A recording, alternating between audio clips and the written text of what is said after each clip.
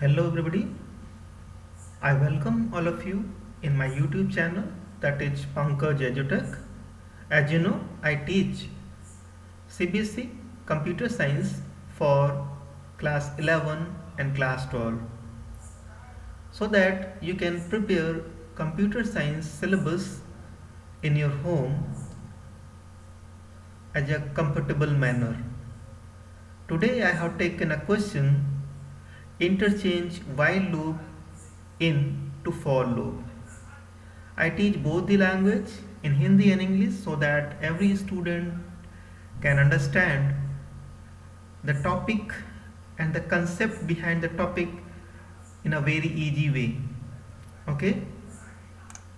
तो आज आप सीखोगे कि while लूप को for लूप में कैसे कन्वर्ट करें और हम इसका आउटपुट भी निकालेंगे. See, the initial value of I is 5, okay, and the initial value of S is 0. I का जो प्रारंभिक वैल्यू है वो 5 है और S का जो प्रारंभिक मान है वो 0 है.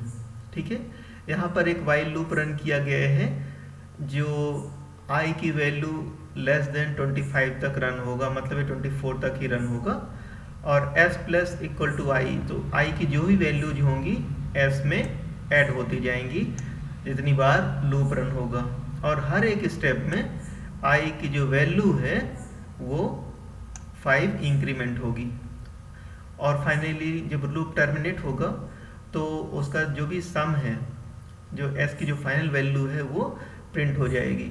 तो इसका आउटपुट क्या होगा इसको हम कैलकुलेट करेंगे. इसके लिए मैं पेंट ओपन कर लेता हूँ. ये मैंने पेंट ओपन कर लिया. अब मैं इसको सॉल्व करता हूँ. ठीक है, देखिए बहुत ही आसानी से मैं इसको आपको समझाने जा रहा हूँ.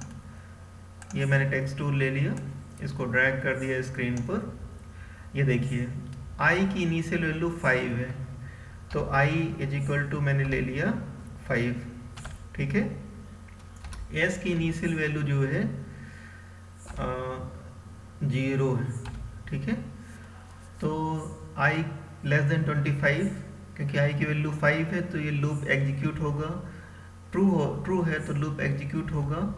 तो I की जो वैल्यू है वो है 5, तो 5 जो है S में ऐड हो जाएगा, और S की जो वैल्यू होगी वो क्या हो जाएगी, +5. तो मैंने यहाँ पर +5 कर लिया. अब I की वैल्यू हो जाएगी +5, तो I की जो ओल्ड वैल्यू थी 5, ठीक है, तो अब इसकी वैल्यू हो गई 10. I की वैल्यू कितनी हो गई, 10. अब फिर से चेक होगा, तो 10 लेस देन 25, ये कंडीशन ट्रू है, तो लूप फिर से एग्जीक्यूट होगा, और S की वैल्यू में जो I की वैल्यू है ऐड हो जाएगी. अब I की जो वैल्यू है वो है 10. पहले I की वैल्यू 5 थी, इसके कारण I की वैल्यू अब 10 हो गई, तो इसमें आप 10 को ऐड करेंगे. ठीक है, फिर 10 लेस देन 25 कंडीशन ट्रू हो गई, तो S की वैल्यू जो है पहले जो 10 थी, अब I की वैल्यू हो जाएगी 15. +5 करने से I की वैल्यू हो गई 15, तो यहाँ पर I की वैल्यू आप 15 लिखिए. ठीक है, अब 15 is less than 20, condition true है, इसलिए S में अब +15 ऐड हो जाएंगे.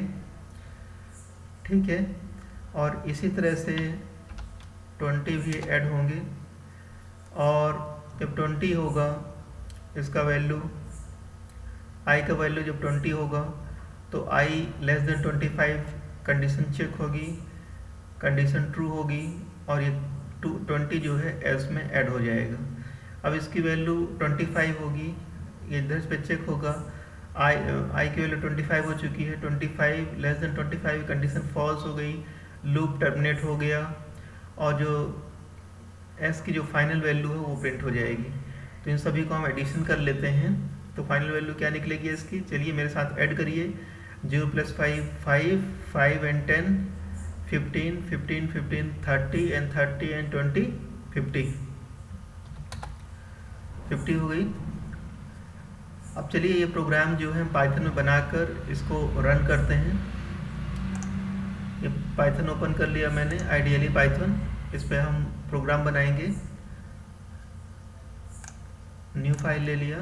यहाँ पर हमने i इज इक्वल टू 5 कर लिया, s इज इक्वल टू 0 ले लिया, वाइल लूप को रन किया और कंडीशन दे दी हमने इसमें i less than 25।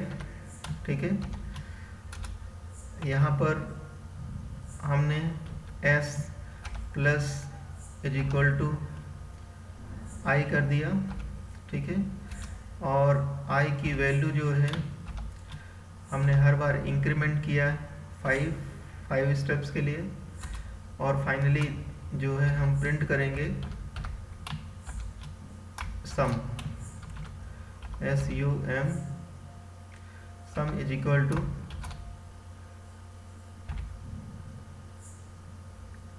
Some store है s में, तो इसको प्रिंट कर देंगे। इस प्रोग्राम को हम रन करेंगे रन मॉड्यूल से। इस प्रोग्राम को हम सम नाम से सेव करेंगे, SUM सम 6 कर दिया हमने और इसको सेव कर दिया। इनवैलिड सिंटैक्स, तो यहाँ पर आपको कोलन लगाना पड़ेगा। कोलन लगा दिया। फिर से हम इसको रन करते हैं, सेव हो गया और इसका आंसर आया 50, जो कि हमने कैलकुलेट किया था पेंट पर 50, उससे उसके इक्वल है। तो इस प्रकार से प्रोग्राम का आउटपुट और हमारा मैनुअल कैलकुलेशन दोनों सही होते हैं। अब हम इसी प्रोग्राम को वाइल लूप के थ्रू रन करेंगे। तो इस पूरे प्रोग्राम को हम वाइल लूप में चेंज करने वाले हैं। तो इसके लिए हमने इसको क्लोज कर दिया और एक नई फाइल बना ली। इसके लिए हम s इज इक्वल टू 0 लेंगे, फॉर लूप ले लिया, i इन रेंज क्या करेंगे हम, i की वैल्यू 5 से शुरू होगी या 0 से भी शुरू कर सकते हैं, 0 या 5 दोनों शुरू कर सकते हैं। प्रोग्राम में देख लेते हैं। i की वैल्यू जो है 5 से शुरू हुई है, तो हम भी 5 से शुरू करेंगे। i की वैल्यू 5 से शुरू होगी, ये 25 तक जाएगी, मतलब 24 तक ही जाएगी और स्टेप वैल्यू इसकी हो जाएगी 5। ठीक है, ये लूप रन होगा और इसमें जो है s प्लस i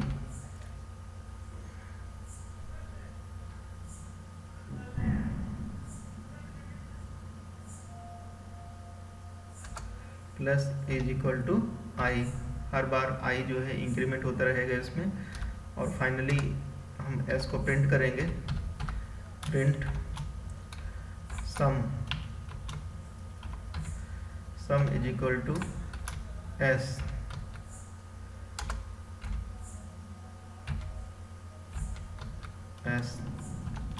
चलिए अब इस प्रोग्राम को हम रन करेंगे। इस प्रोग्राम को सेव करना है। इस प्रोग्राम को हम सेव करेंगे सम 7। इनवैलिड सिंटैक्स, हमें यहाँ पर कोलन लगाना पड़ेगा।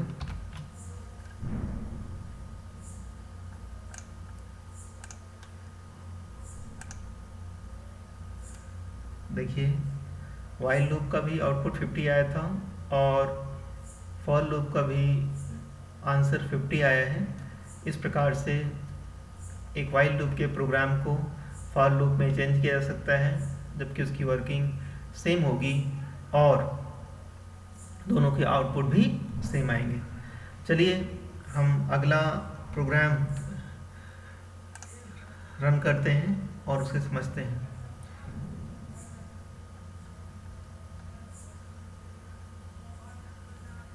How many times following loop will execute? इसमें पूछा गया है कि जो नीचे लूप दिया गया है वो कितनी बार एग्जीक्यूट होगा।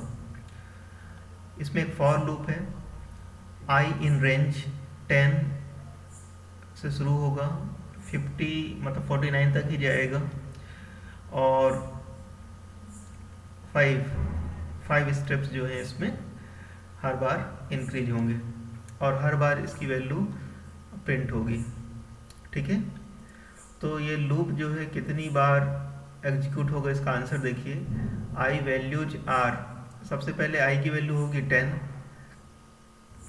नेक्स्ट टाइम इसकी वैल्यू 5 स्टेप आगे बढ़ेगी तो 10 से नेक्स्ट वैल्यू होगी 15, आई की वैल्यू फिर होगी 20, 25, 30, 35, 40, 45,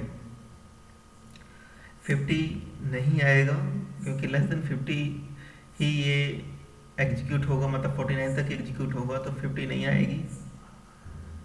ठीक है, तो कितनी टाइम्स लूप रन हुआ उसको काउंट कर लेते हैं। 1 2 3 4 5 6 7 8, तो इसका आंसर हो गया 8 टाइम्स। अगला कोड देखते हैं, i इज इक्वल टू 4। यहाँ पर i की वैल्यू जो है 4 है, इनिशियल वैल्यू 4 है। वाइल i लेस देन 25 मतलब ये 24 तक रन होगा। प्रिंट i की वैल्यू प्रिंट होगी। i प्लस इक्वल टू 4, तो हर बार इसमें 4 का इंक्रीमेंट होगा, तो इसका आंसर कैसे निकालेंगे। i वैल्यूज आर, i की जो इनिशियल वैल्यू है 4 है। ठीक है, तो नेक्स्ट टाइम प्लस 4 होगा इसमें i की वैल्यू में, तो 4 से होगा 8 12 16 20 24। इसके बाद 24 लेस देन 25 है, तो ये एग्जीक्यूट होगा, ये प्रिंट होगा।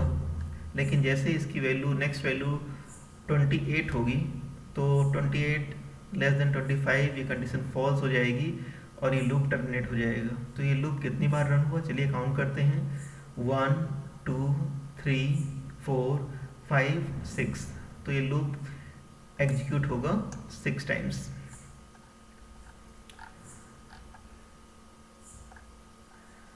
चलिए अगला टॉपिक शुरू करते हैं, और अगला टॉपिक है स्ट्रिंग। स्ट्रिंग्स क्या होती हैं? In Python consecutive sequence of characters is known as a string. String का मतलब होता है sequence of characters, sequence of characters. तो यहाँ पर जो कैरेक्टर्स हैं, जैसे ए से लेकर जेड तक, ABCD, अगर उसको एक सीक्वेंस में रखेंगे तो वो कलेक्शन ऑफ कैरेक्टर्स क्या कहलाएगा, स्ट्रिंग। तो इस प्रकार से इंग्लिश का कोई भी वर्ड स्ट्रिंग होगा, उसको पाइथन लैंग्वेज में क्या बोलेंगे, string.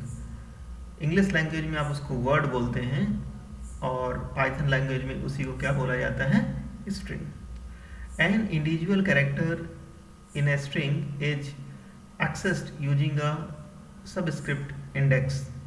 The subscript should always be an integer, positive or negative, and starts from 0. String में जो characters हैं उनकी जो प्लेस वैल्यू है 0 शुरू होती है, मतलब फर्स्ट कैरेक्टर को हम 0 मानेंगे, सेकेंड कैरेक्टर को 1 मानेंगे। A literal constant value to a string can be assigned using a single quotes, double quotes और ट्रिपल quotes। तो स्ट्रिंग को हम सिंगल कोट से क्लोज कर सकते हैं, डबल कोट से क्लोज कर सकते हैं, या ट्रिपल कोट से भी क्लोज कर सकते हैं। Strings are immutable, that is the contents of the string cannot be changed after it is created। एक बार स्ट्रिंग को आपने क्रिएट कर दिया तो उसके बाद उसके कंटेंट को चेंज करना पॉसिबल नहीं होता है, क्योंकि ये इम्यूटेबल होती हैं। स्ट्रिंग्स ऑपरेशन, जैसे मैथमेटिकल ऑपरेशन होते हैं, एडिशन, सब्ट्रैक्शन, मल्टीप्लिकेशन, डिवीजन, उसी तरह से स्ट्रिंग्स में भी कई ऑपरेशन परफॉर्म किए जाते हैं। पहला ऑपरेशन है प्लस। स्ट्रिंग के लिए इसको कॉन्केटिनेशन बोलते हैं। कॉन्केटिनेशन मतलब दो स्ट्रिंग को जोड़ना। एस्ट्रिक, यहाँ पर एस्ट्रिक का मतलब मल्टीप्लिकेशन नहीं होगा, यहाँ पर एस्ट्रिक का मतलब होगा रेपिटेशन ऑफ स्ट्रिंग्स, स्ट्रिंग्स को कई बार रिपीट करना। इन ऑपरेशन का मतलब होता है membership. Not in, range, start, stop, step.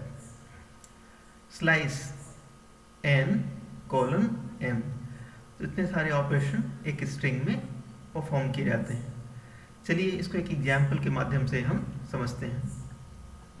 Example, right the output from the following code. हमें इस कोड का आउटपुट निकालना है। ए इक्वल टू ग्लोबल, हमने ए एक वेरिएबल लिया और इसमें एक स्ट्रिंग असाइन कर दिया ग्लोबल। बी एक आइडेंटिफायर लिया या वेरिएबल लिया और इसमें असाइन कर दिया एक स्ट्रिंग और इसकी वैल्यू होगी वार्मिंग। हमने प्रिंट किया प्रिंट ए प्लस बी, प्रिंट ए प्लस बी।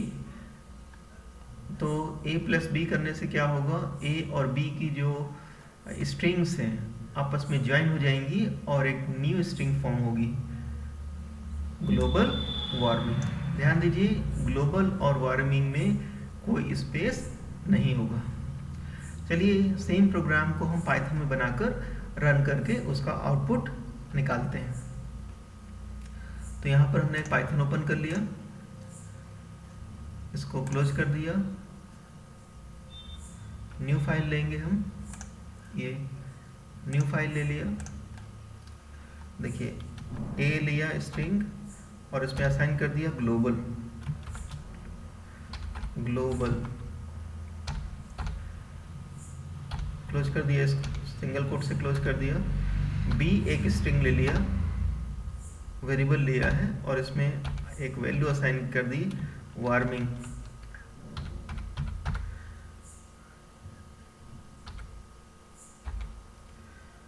और हम प्रिंट करेंगे ए प्लस बी, ए प्लस बी। अब हम इसको रन करेंगे।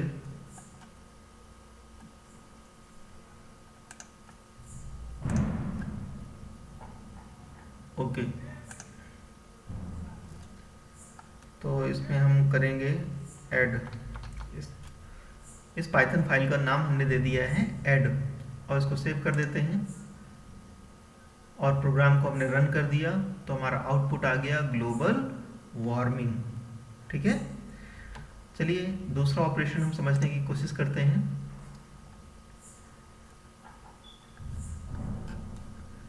देखिए इसमें एक वेरिएबल लिया ए और उसमें हमने एक वर्ड या स्ट्रिंग असाइन कर दिया ग्लोबल और हमने प्रिंट किया 3 एस्ट्रिक ए। 3 एस्ट्रिक ए का मतलब जो स्ट्रिंग ए है उसको 3 टाइम्स रिपीट करना है। तो आउटपुट क्या आएगा, ग्लोबल ग्लोबल ग्लोबल 3 टाइम्स। ठीक है, चलिए इसको पाइथन में रन करके देखते हैं।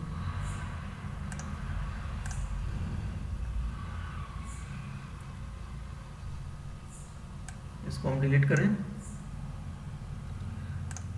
या इसको डिलीट कर दें। प्रिंट 3 स्टार ए, 3 टाइम्स ग्लोबल प्रिंट होना चाहिए। रन करें, देखिए 3 टाइम्स ग्लोबल प्रिंट हुआ। और इसी में अगर आप 3 की जगह 10 कर देंगे तो 10 टाइम्स ग्लोबल प्रिंट हो जाएगा। सेव करने के बाद रन किया, देखिए 10 टाइम्स ग्लोबल जो है प्रिंट हो चुका है आपकी स्क्रीन के सामने। चलिए आगे के प्रोग्राम्स भी मैं आपको एक्सप्लेन कर देता हूँ। ए इक्वल टू ग्लोबल, ए एक आइडेंटिफायर है, वेरिएबल है जिसमें आपने ग्लोबल वेरिएबल को ग्लोबल स्ट्रिंग को असाइन किया है। ठीक है, ए में ग्लोबल असाइन कर दिया। 0 नहीं, ओ है, ये ओ कैरेक्टर है, ओ इन ए, एक ऑपरेशन परफॉर्म किया ओ इन ए। क्या ओ जो है स्ट्रिंग ए में है? तो इसके दो आंसर हो सकते हैं, हाँ और नहीं। तो हम चेक कर रहे हैं कि ग्लोबल में ओ है, तो ये क्या रिटर्न करेगा? ट्रू रिटर्न करेगा। देखिए इसका आंसर आया है ट्रू। चलिए पाइथन में इसको हम रन करके देखते हैं कि ये सेम रन होता है पाइथन में कि नहीं। हाँ, कैरेक्टर ले लिया हमने ओ, कैरेक्टर ओ इन ए है ना, ओ इन ए। अब इसको रन करते हैं, ट्रू प्रिंट होना चाहिए।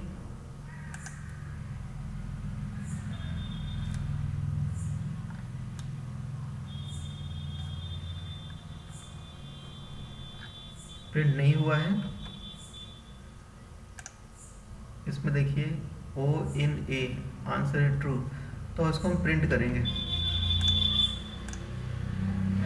ओ इन ए को हम प्रिंट कर लेते हैं।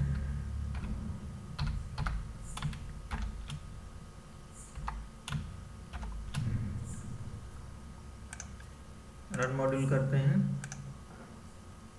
ये देखिए ट्रू प्रिंट हुआ है, क्योंकि ओ जो है स्ट्रिंग ग्लोबल जो कि ए है उसमें शामिल है। चलिए एक और प्रोग्राम रन करते हैं। हम इसमें प्रिंट करेंगे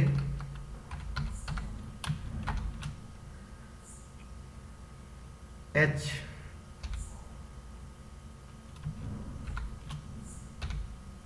एच इन ए। तो ये फॉल्स प्रिंट होगा। देखिए पहला आंसर ट्रू आया है क्योंकि ओ स्ट्रिंग में है और एच स्ट्रिंग में नहीं है, उसके लिए आंसर फॉल्स आया है।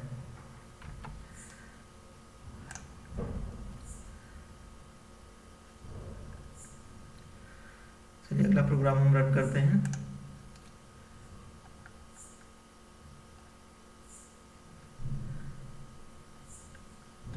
A is equal to global O not in A, O not in A।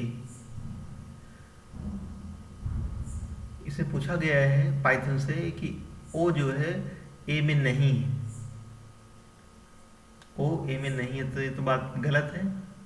O है A में, तो इसका आंसर क्या है? फॉल्स प्रिंट हुआ है। चलिए प्रोग्राम के द्वारा हम इसको चेक करते हैं।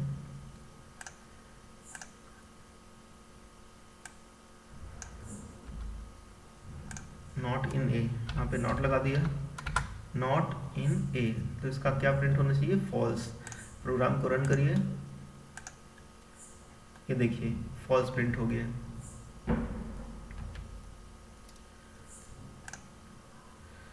अगला A is equal to global, A is equal to global G not in A. Small G जो है ग्लोबल में नहीं है, तो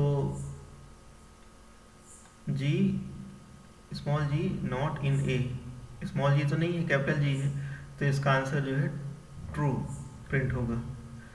चलिए इसको हम प्रोग्राम में भी रन करके देख लेते हैं। स्मॉल जी कर देते हैं इसमें, स्मॉल जी नॉट इन ए, इसकी वैल्यू ट्रू है। हाँ स्मॉल जी ए स्ट्रिंग में नहीं है। प्रोग्राम को रन कीजिए, निश्चित रूप से ये ट्रू प्रिंट करेगा। ये देखिए ट्रू प्रिंट हो गया है।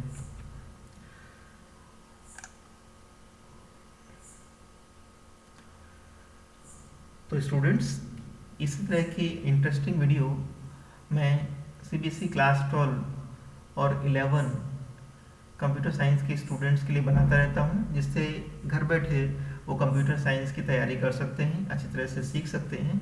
तो ऐसे ही इंटरेस्टिंग वीडियो का नोटिफिकेशन पाने के लिए आपको ये चैनल सब्सक्राइब करना होगा। साथ ही इस वीडियो को अपने दोस्तों के साथ शेयर कीजिए, जिससे कि वो आपके साथ वीडियो के माध्यम से पढ़ाई कर सकें। वीडियो को लाइक कीजिए, जिससे कि इस तरह के वीडियो को बनाने की प्रेरणा मुझे मिलती रहे और आप लोगों की हेल्प मैं करता रहूं। अगर आपके कुछ सुझाव हैं या आपके कुछ डाउट्स हैं तो वीडियो देखने के बाद